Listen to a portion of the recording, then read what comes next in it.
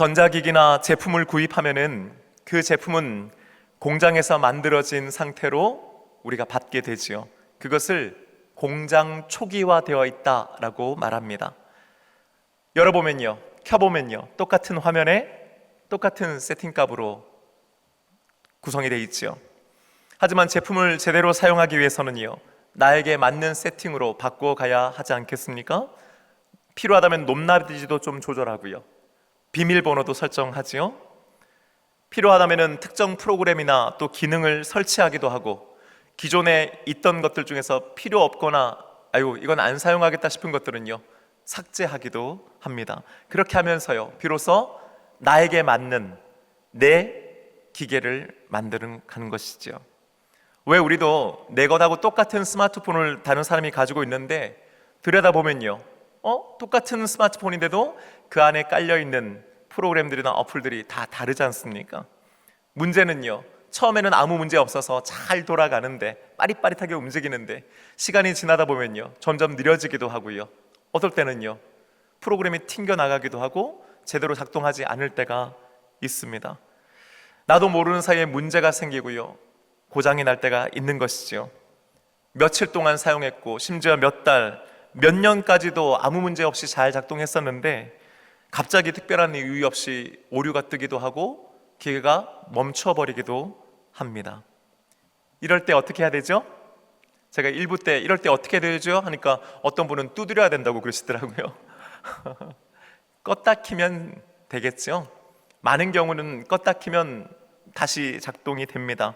하지만요, 아무리 해도 잘 작동이 되지 않을 때, 그럴 때는 바로 초기화라고 하는 것을 하게 됩니다. 그래서 초기화 버튼이라고 하는 것이 있죠. 리셋 버튼이 있는 겁니다. 이 초기화 버튼을 누르면요, 제품은 처음 공장에서 만들어졌던 상태로 되돌아가게 됩니다. 기계 자체가 물리적으로 고장난 것이 아니라고 한다면은 대부분의 경우 이 초기화, 리셋을 통해서 작동이 되고 문제가 해결되곤 하지요. 여러분은 혹시 우리 인생에도 이런 초기화 버튼이 있으면 좋겠다라고 생각해 보신 적은 없으십니까?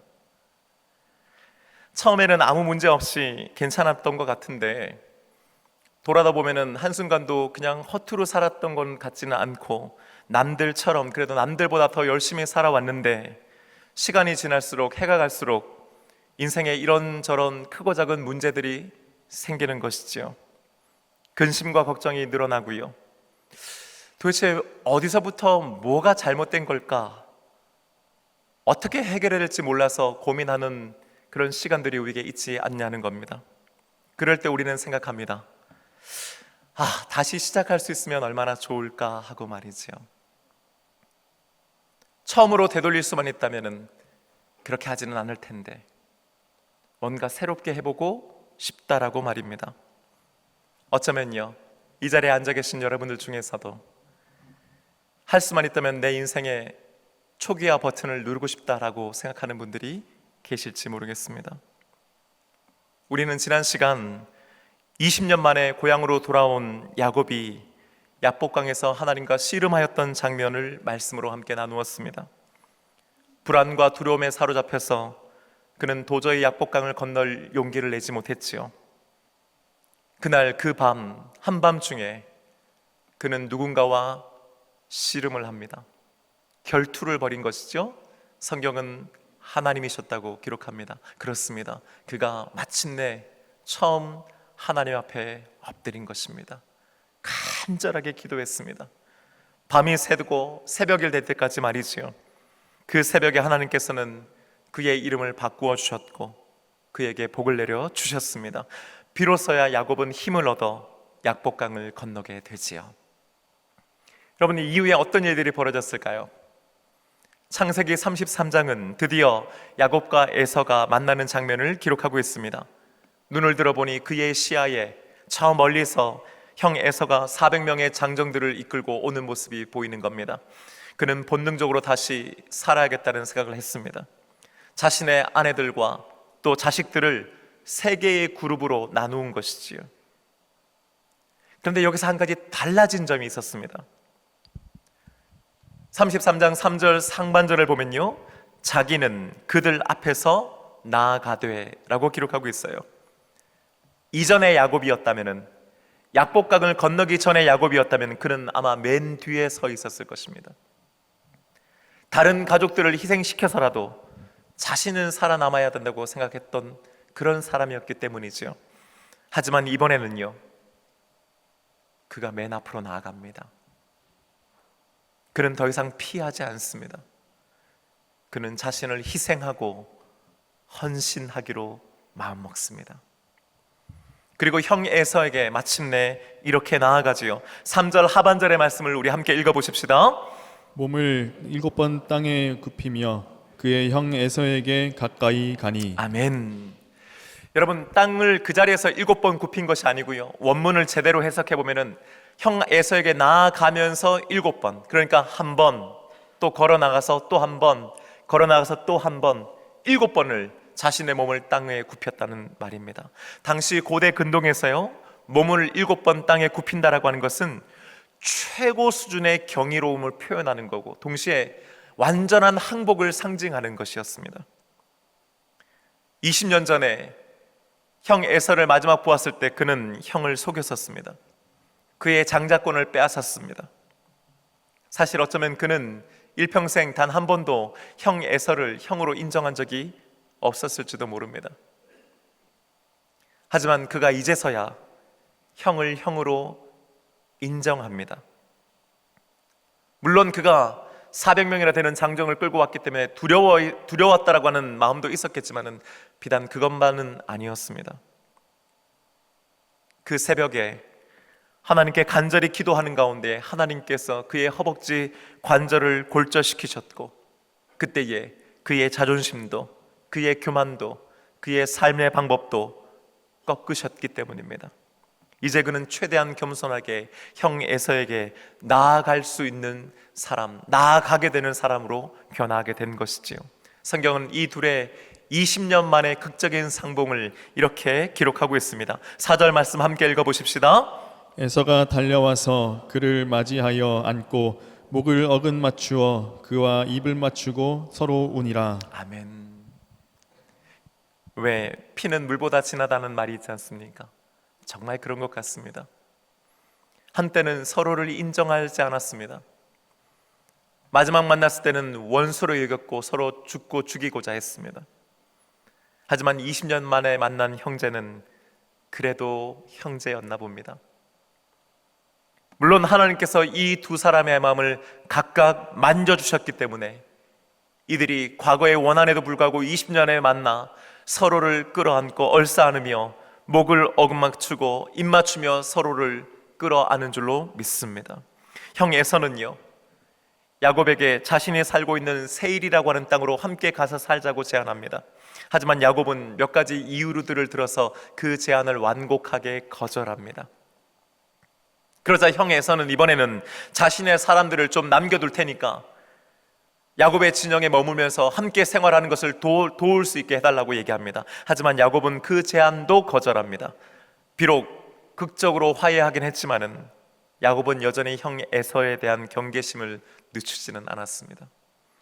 형 에서의 다혈질적인 성격을 누구보다도 잘 알고 있었기 때문이기도 하지만은 원래 야곱은 다른 사람을 잘 믿지 않는 성격의 소유자였기 때문입니다. 결국 에서는 자신의 땅 세일이라고 하는 것으로 돌아갔고, 야곱은 재빨리 그 세일의 정반대 방향인 숫곳이라고 하는 곳으로 갔다가 거기서 좀 더 떨어진 가나안 땅 세겜이라고 하는 성읍으로 돌아가서 거기서 정착해 살아갑니다.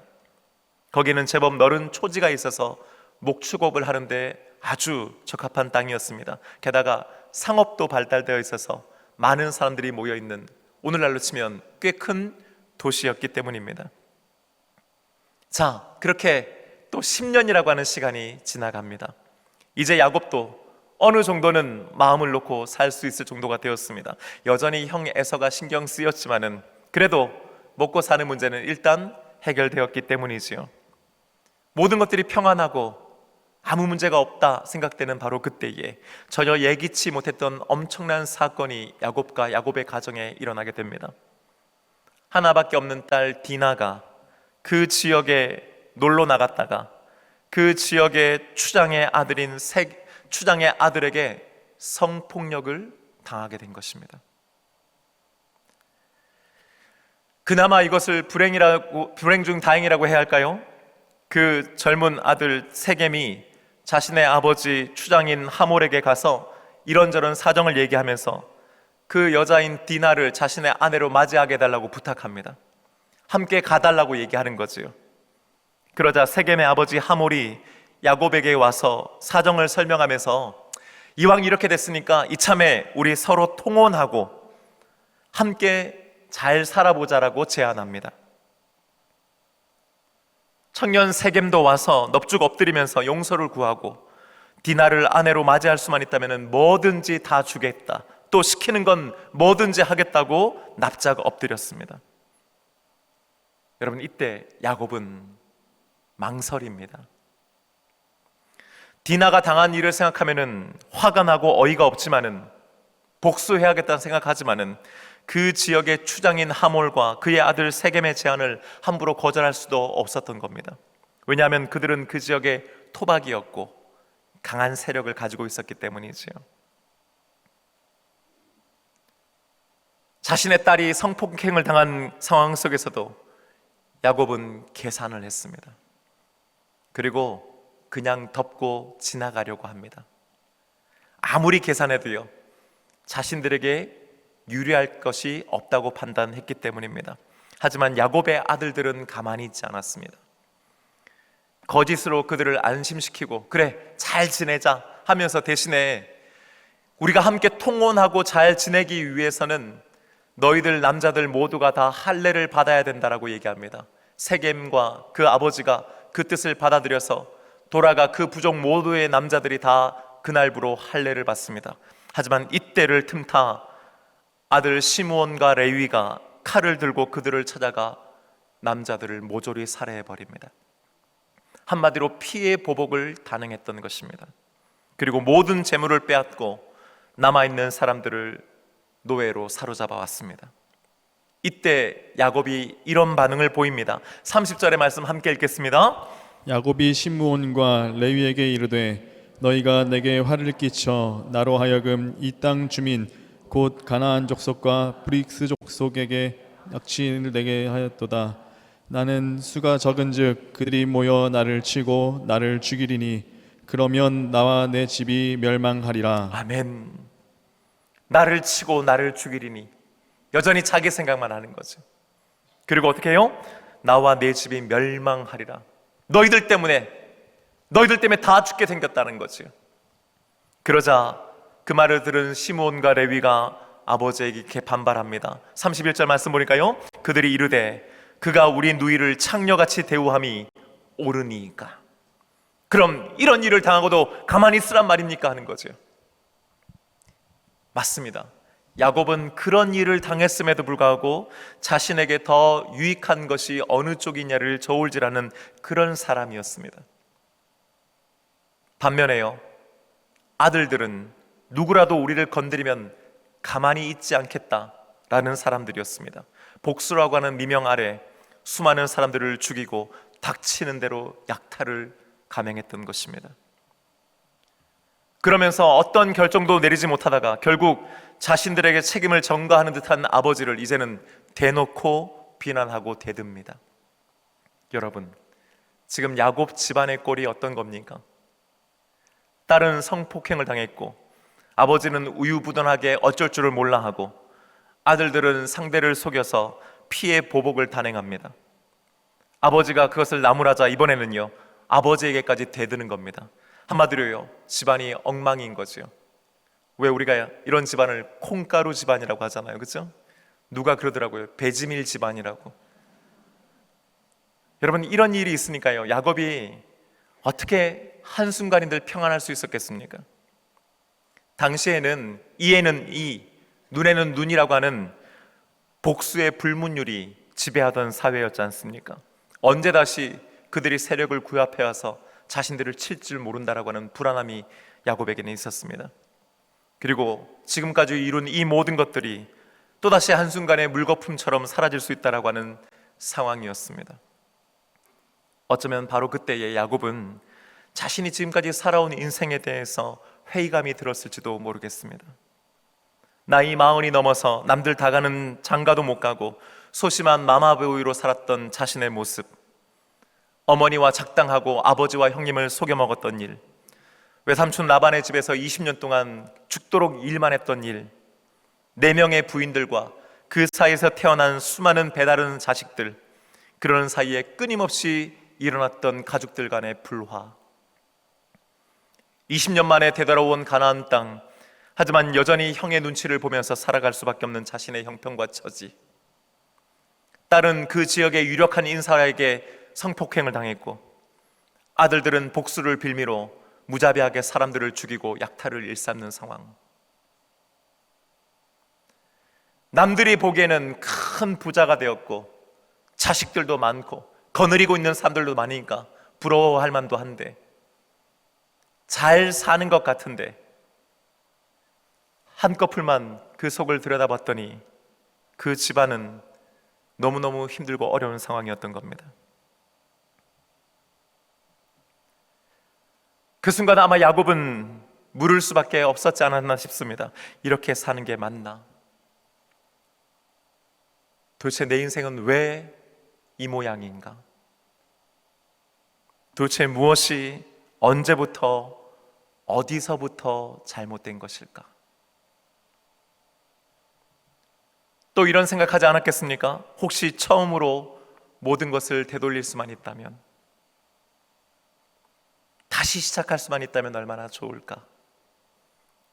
그럴 수만 있다면. 혹시 여러분들 중에서요, 그런 생각 해보신 적 없습니까? 다시 돌이킬 수만 있다면, 다시 시작할 수만 있다면. 그렇게 고심하고 있던 야곱에게 하나님께서 찾아오셨습니다. 그리고 말씀하십니다. 오늘 본문 말씀 1절 말씀 우리 함께 읽어봅니다. 시작. 하나님이 야곱에게 이르시되 일어나 베델로 올라가서 거기 거주하며 내가 내 형 에서의 낯을 피하여 도망하던 때에 내게 나타났던 하나님께 거기서 제단을 쌓으라 하신지라. 아멘. 한마디로 말하면 뭡니까? 일어나 베델로 올라가라 하는 것입니다. 여러분, 베델이 어떤 곳입니까? 야곱이 형 에서의 칼날을 피해서 도망쳤을 때에 그 광야 한복판에서 너무 피곤해서 잠들어 버린 바로 그곳이었습니다. 꿈에 하나님께서 그에게 나타나셔서 내가 너와 함께 하겠다, 네가 반드시 이곳으로 다시 돌아오게 하겠다, 그때까지 내가 너를 떠나지 않고 지켜주겠다고 약속해 주셨던 바로 그곳이었습니다. 그때 당시 잠에서 깨어났던 야곱은 그곳에 돌로 제단을 쌓고 하나님께 3가지를 약속합니다. 첫 번째, 만약 그렇게만 된다면, 그렇게만 해주신다면 하나님은 이제 나의 하나님이 되십니다. 여기에다가 하나님의 집을 세우겠습니다. 끝으로 내 소유의 온전한 10의 1을 하나님께 제물로 드리겠습니다. 11조를 바치겠습니다 라고 하는 거였습니다. 여러분, 이후에 야곱이 이 3가지 약속을 지켰을까요? 그렇지 않았습니다. 그는 까마득하게 그 사실을 잊고 있었습니다. 그로부터 30년이라고 하는 시간이 지난 겁니다. 그의 인생의 또 다른 위기의 순간에 하나님께서는 찾아오셔서 그에게 베델로 올라가서 거기에 거주하며 거기에 단을 쌓고 하나님을 예배하라고 말씀하고 있는 것입니다. 여러분은 오늘 이 1절의 말씀을 어떻게 들으십니까? 많은 목사님들이 이 말씀을 근거로 하나님께 서원한 것은 반드시 갚아야 된다라고 하는 것을 강조합니다. 심지어요, 야곱이 하나님께 약속했던 3가지 중에서 특별히 11조만을 딱 떼어서, 그러니까 야곱처럼 11조를 바쳐야 된다고, 하나님은 그것을 바치라고 하셨고 우리는 바쳐야 됩니다 라고 하는 헌금 설교로 이 본문을 틀어버리기도 합니다. 하지만 여러분, 오늘 이 말씀의 본문의 의미는요, 하나님께 11조를 하라고 하는 그런 의미가 아닙니다. 이 말씀은요, 야곱, 너 예전에 이런 약속했는데 왜 안 지켜? 30년 동안 네가 지키는지 안 지키는지 봤는데 너 이제 앞으로도 안 되겠다. 지금 올라가서 그때 약속 지켜라, 11조 바쳐라, 이런 의미가 아닌 것이지요. 하나님은 그렇게 그를 지금 다그치시는 것이 아니지요. 저는 오히려 이렇게 이 말씀을 묵상해 보았습니다. 야곱, 힘들지, 어렵지, 네 맘대로 잘 안 되지. 하지만 다시 시작하면 돼. 지금이야말로 네 인생의 초기화가 필요한 때야. 일어나서 베델로 올라가라. 그리고 거기에서 나를 만나 다시 시작해라는 겁니다. 야곱은 지난 30년 동안 앞만 보고 달려왔습니다. 성공을 위해서라면요, 자신을 위해서라면요, 물불 가리지 않았던 사람이었습니다. 필요하다면 거짓말도 속임수도 아부도 아첨도 가리지 않고 했던 사람이었습니다. 심지어 필요하다면 하나님과도 겨루고 하나님 복 안 주시면 놓지 않겠습니다고까지 얘기했던 사람 아니었겠습니까? 그나마도 하나님의 은혜와 도우심으로 고비고비를 넘어가긴 했지만은 사실 그러는 사이 어느 순간부터 하나둘씩 그의 삶에 어긋나는 것들이 생기기 시작하는 겁니다. 무언가가 잘 안 맞는 겁니다. 여기저기에서 경고등이 들어오기 시작했습니다. 그러다가요, 딸이 성폭행을 당하는 엄청난 사건과 아들들이 사람을 죽이는 사건을 경험하면서 이 모든 것들이 한꺼번에 터져버리게 되죠. 가정은 흔들렸고 야곱은 이 문제를 감당할 수가 없는 겁니다. 도무지 어디서부터 어떻게 손을 대야 할지 모를 정도로 그의 인생은 엉망이 되어 버렸습니다. 뭐가 진짜 문제인지 조차 모르니까요, 해결 방법이라고 하는 것을 찾아낼 수도 없지 않았겠습니까? 그러자 그 야곱의 곁에서 10년 동안 잠자코 지켜봐 오셨던 하나님께서 그의 삶에 개입하십니다. 야곱아, 지금 내 인생을 초기화해야 한다. 지금 내 인생의 리셋 버튼을 눌러야 되는 때이다. 일어나 베델로 올라가라. 거기가 바로 네 인생의 초기화가 시작되는 곳이다. 거기서부터 다시 시작해라.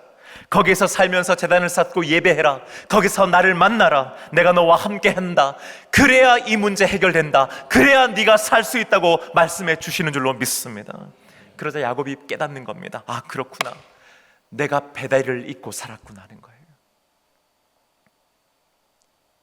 이 세겜 땅에서 어떻게든 살아보려고, 어떻게든 해결해 보려고 이렇게 저렇게 한다고 해서 이거 되는 것 아니구나.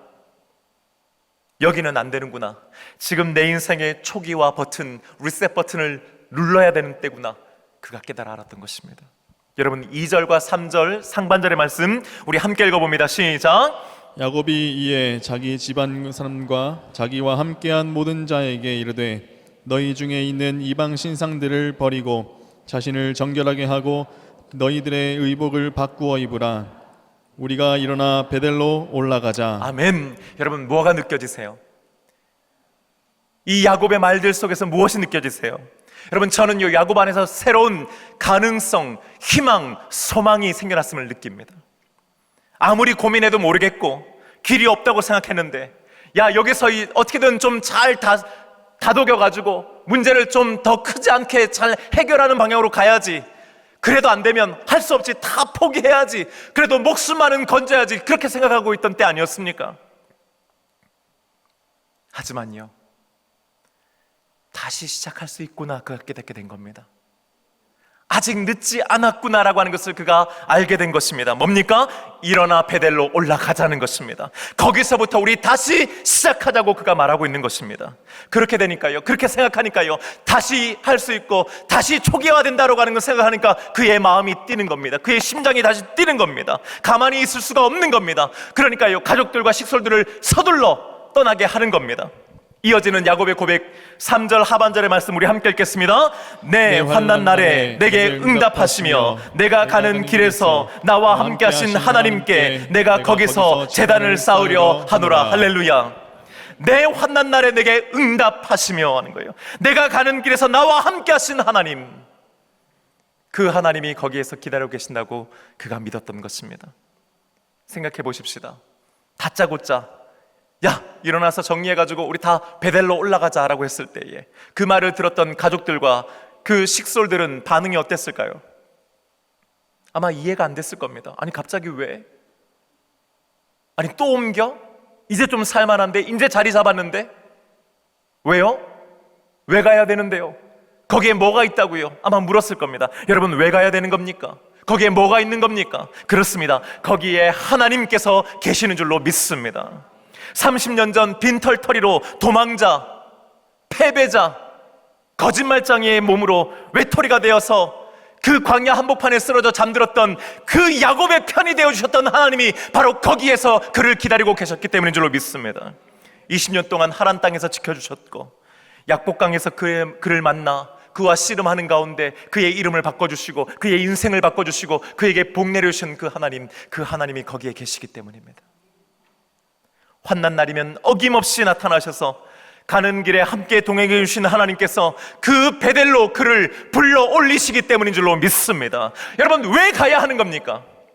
그 하나님께서 거기서 다시금 그의 제사를 받기를 원하시기 때문입니다. 거기서 그가 제단을 쌓고 그가 거기서 하나님을 만나고 비로소 거기서 더 이상 야곱이 아니고 이제는 이스라엘로 살기를 하나님이 원하시기 때문인 줄로 믿습니다.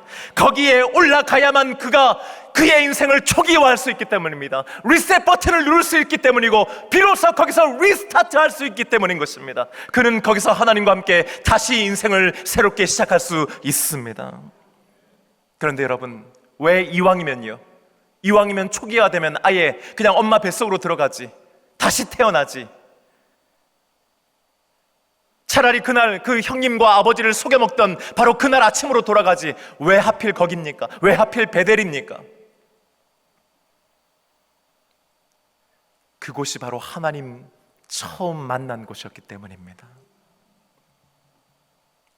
모두에게 버림받고 도망쳤던 야곱을 하나님께서 찾아와 주신 곳이 거기였기 때문입니다. 비난과 저주, 그것밖에 없었던 그의 삶 가운데 처음으로 놀랍고 따스한 축복을 받았던 자리가 거기였기 때문입니다. 할아버지의 하나님이고 아버지의 하나님으로만 여겼던 그 하나님이 찾아와서 말씀해 주시고 약속해 주셔서 비로소 처음으로 나의 하나님으로 고백했던 곳이 바로 베델이었기 때문입니다. 그렇습니다. 그 베델은 은혜의 자리요 구원의 자리였는 줄로 믿습니다. 사랑하는 여러분, 야곱에게는 베델로 올라가는 것이 그의 인생의 초기화였습니다. 야곱은 하나님의 말씀을 듣고 베델로 올라갑니다. 과거의 것들을 그 땅에 다 묻고 새로운 마음으로 올라가 거기서 새로운 하나님을 만나고 새로운 마음으로 하나님께 예배드리며 더 이상 야곱이 아닌 이스라엘로 살아가게 됩니다. 사랑하는 여러분, 어떠십니까? 여러분의 삶은 요즘 어떻습니까? 괜찮으십니까? 혹시 다시 시작해야 되지 않습니까? 여러분, 다시 시작해 보시고 싶지 않으십니까? 그렇다면 과연 내 인생의 초기화 버튼은 어디에 있을까요?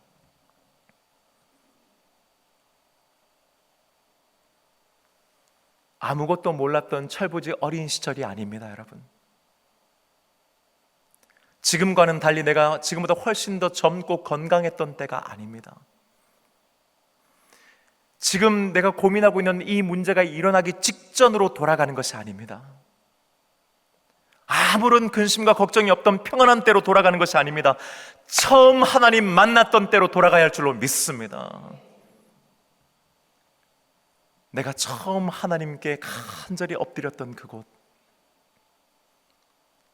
처음으로 내 힘이 아니라 하나님의 힘을 의지하여 살아야 한다는 것을 깨달았던 바로 그때, 처음으로 신령과 진정으로 하나님께 예배드리면서 예배의 맛을 보고 감격을 느꼈던 바로 그 순간, 하나님의 십자가를 바라보면서 내가 죄인임을 깨닫고 하염없이 눈물을 흘리면서 가슴을 치며 회개했던 바로 그날 밤으로 우린 돌아가야 하는 것입니다. 말씀대로 살겠다고, 은혜대로 한번 살아보겠다고, 주를 힘입어 한번 담대히 살겠다고 고백했던 바로 그 시간, 그 자리, 그때로 돌아가야 하는 것입니다. 왜 어린 시절이 아닙니까? 왜 문제가 일어나기 전이 아닙니까? 어차피 그때로 돌아가 봤자 여러분, 우리는 결국 똑같은 선택을 하며 똑같이 살아갈 것이 뻔하기 때문입니다. 그때도 우리는 잠 못 이루면서 고민하고 신중에 신중을 다해 결정했던 것 아니었습니까? 다시 돌아간다고 해서 다른 선택하겠습니까? 우리가 그대로인데 말입니다. 어떻게 해야 됩니까? 내가 처음 하나님 만났던 그 순간, 그 자리, 그때로 돌아가야 하는 것입니다. 왜 그렇습니까? 거기에 하나님 계시기 때문입니다. 거기서 하나님은 우리를 만나 주셨기 때문이요, 지금도 다시 만나 주시기 때문인 줄로 믿습니다. 야곱은 베델로 올라가서 그의 인생이 새로워졌습니다. 그는 하나님과 다시 시작했습니다. 우리들도 오늘 이 아침 우리들 각자의 베델을 기억하고 떠올리게 되기를 원합니다. 사랑하는 여러분, 우리 각자의 베델로 돌아가야 하는 것입니다. 그 베델로 올라가야 할 줄로 믿습니다. 그리고 거기서부터 다시 하나님과 함께 시작하는 것입니다.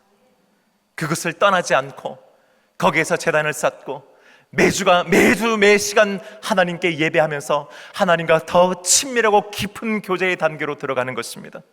말씀을 읽고 말씀을 들으며 주를 힘입어 바로 거기서부터 담대하게 살아가게 되는 줄로 믿습니다. 사랑하는 여러분, 이번 한 주간 내가 처음 은혜 받던 그 자리, 그 시간, 그때로 돌아가서 그 하나님 다시 만나 붙잡는 저와 여러분 되시기를 주님의 이름으로 축복합니다. 이제 우리 다 함께 자리에서 일어나셔서요, 오늘 이 찬양 함께 하면서 주신 말씀 가지고 함께 기도하며 결단하기 원합니다.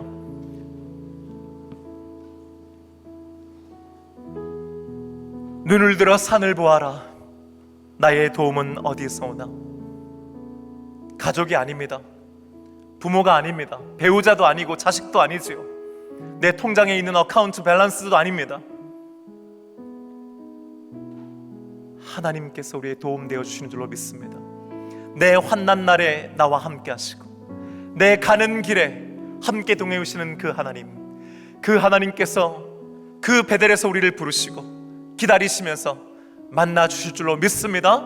오늘 이 찬양하면서요, 주님 지켜보아 주시옵소서, 주여 도와 주시옵소서 함께 기도하며 나가기를 원합니다. 함께 찬양하십시다.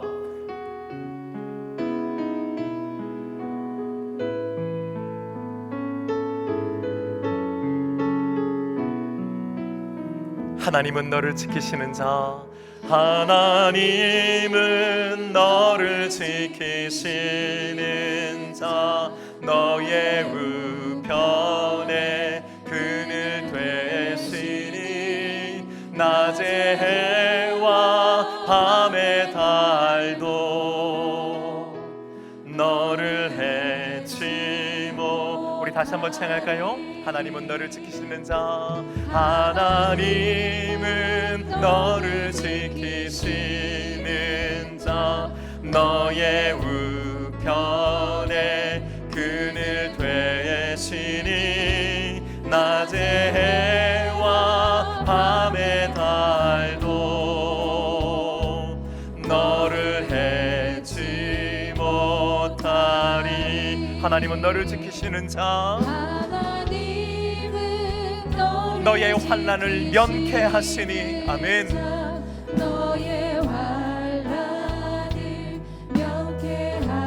그가 너를 지키시리라. 우리의 출입을 지켜주실 줄로 믿습니다. 지금 이 순간 우리 모두 눈을 들어 산을 보아라. 너의 도움 어디서 오나? 천지 지으신 너를 만드신 여호와께로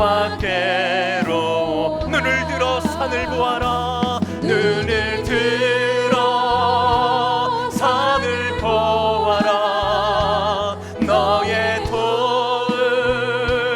어디서 오나? 천지 계신 여호와께로다.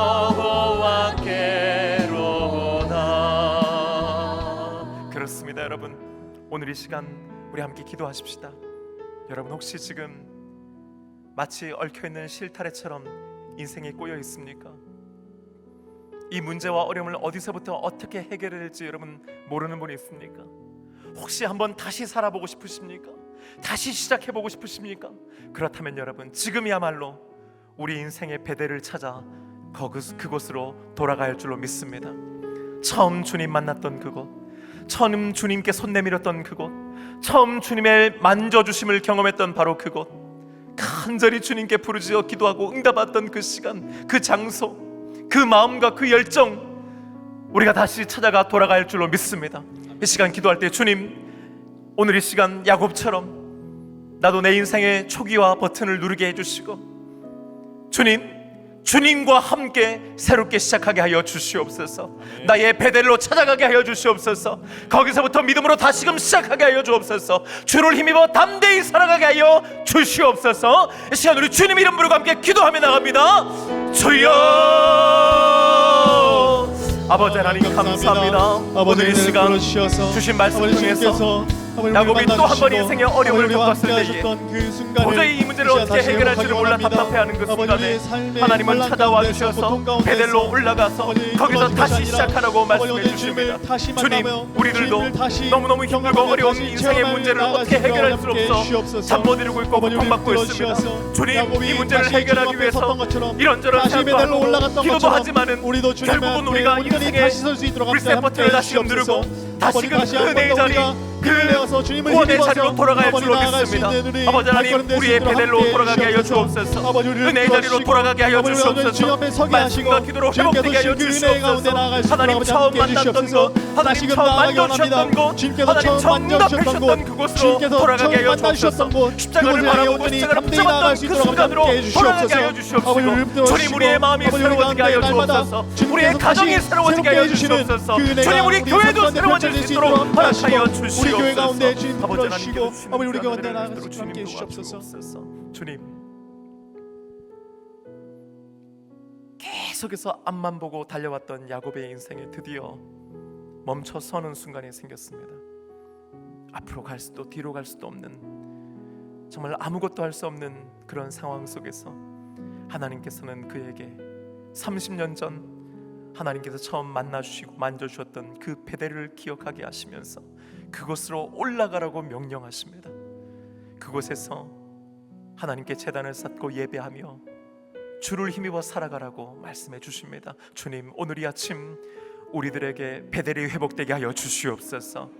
문제가 생기기 전, 내가 잘 나갔던 때, 아니면 아무런 걱정 없이 근심 없이 살았던 어린 유년 시절이 아니라 비록 힘들고 어려웠어도 처음 내가 하나님 만났고 처음 하나님 붙잡았고 처음 응답받았던 그때로 돌아가게 하여 주시옵소서. 그래야 해서 아버지 하나님, 다시금 그 베델에서 하나님과 새롭게 시작하게 하여 주시옵소서. 주님, 우리의 마음과 심령이 새로워지게 하여 주옵시고 우리가 새롭게 은혜 받게 하여 주시옵소서. 주님, 우리 가정이 새로워지게 하여 주옵소서. 우리의 부부의 관계가 새로워지게 하여 주옵소서. 부모와 자식 간의 관계가 새로워지게 하여 주시옵소서. 우리의 직장과 일터와 가게가 사업이 새로워지게 하여 주시옵시고 주님의 몸된 교회가 새로워지게 하여 주옵소서. 주님, 내 힘과 능력이 아니라 이제는 처음부터 주님과 함께 새롭게 시작하게 하여 주시옵소서. 주님께서 새롭게 해 주시는 줄로 믿습니다. 그래서 주님, 우리 인생의 리셋 버튼 다시금 눌러 그곳에서 시작할 때에 이번에는 내 힘 의지하지 아니하고 처음부터 주를 힘입어 담대히 살아가게 하여 주시옵소서. 이제는 우리의 구주 되시는 우리 주 예수 그리스도의 크신 은혜와 우리의 아버지 되시는 하나님 아버지의 크신 사랑하심과 성령님의 인도해주고 통하고 역사하심이 야곱이 그랬던 것처럼 일어나 베델로 올라가 그곳에서 하나님 만나고 예배하며 야곱이 아니라 이스라엘로 살기를 소원하고 다짐하고 결단하는 여기 머리 숙인 동손교회 모든 믿음의 권속들과 그 가정과 직장과 일터와 학업과 이들의 미래 위에 사랑하는 자녀들과 손들과 또 태중에 있는 귀한 생명들, 앞으로 태어나게 될 귀한 생명들 위에 땅끝까지로 복음 전하고 있는 모든 믿음의 동역자들과 주님의 몸된 동손교회, 이 나라와 민족이 위해 이제부터 영원까지 함께 하시기를 간절히 축원하옵나이다. 아멘.